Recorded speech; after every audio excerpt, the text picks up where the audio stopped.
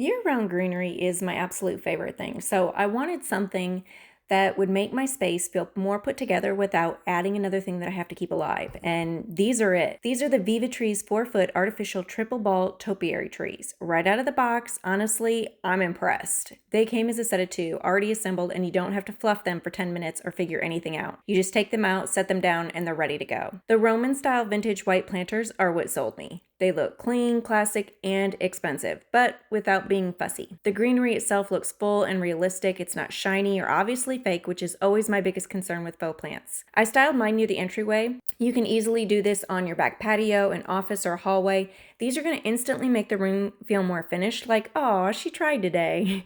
These require no watering. They have no shedding leaves, no stressing if I forget about them or if they have enough sun. I also love that they work both indoors and outdoors, so you can move them around depending on the season. They're tall enough to make an impact, but not so big that they overpower the space. If you love the look of greenery year-round, but want something low maintenance, neutral, and timeless, these are such an easy decor win, you guys.